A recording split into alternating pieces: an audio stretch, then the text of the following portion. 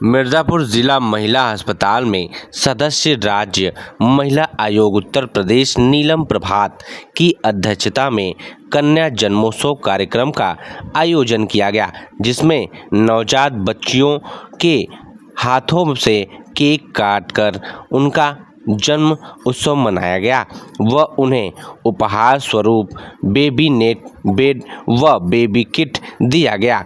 सदस्य ने महिला अस्पताल का भ्रमण कर निरीक्षण तथा उपस्थिति चिकित्सकों को आवश्यक दिशा निर्देश भी दिया।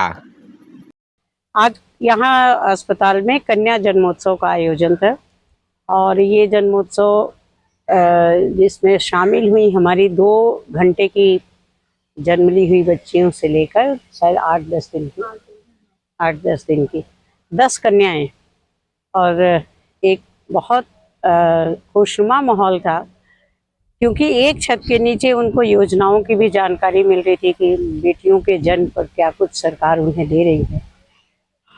अनेक खुशी इस बात की थी कि अनेक कन्याएं भी थी और उसमें एक डॉक्टर साहब भी थे जो बिल्कुल हमारे इस कल्याण विभाग का बैच लगाए, बेटी बचाओ बेटी पढ़ाओ। तो समाज का सारा हाथ यहाँ पर मुझे दिखाई दिया इस जन्मोत्सव में। मीडिया के बंधु भी हमारे थे, हमारे वन स्टॉप सेंटर की बहनें भी थीं जो समय समय पर काउंसलिंग और देखभाल करती रहती हैं।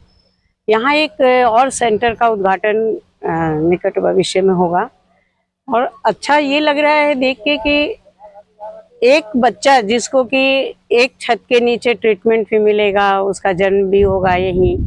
यहाँ पर कन्याएं जो जन्म लेंगी उनका जन्मोत्सव मनाया जाएगा। उनकी माँओं को ये सोचना नहीं है कि आगे मेरी 2 कन्याएं हो गई, अब हम कहाँ से पालन पोषण करेंगे। घर वालों को भी एक सपोर्ट मिल रहा है कि कन्या हमारे लिए अब भार नहीं है, बल्कि वो हमें कुछ लेकर आ रही है। वैसे तो कन्याएं लेके आती थी, लेकिन अब जो है फिजिकल लेके आ रही हैं, हाथ में पैसा लेके आ रही हैं।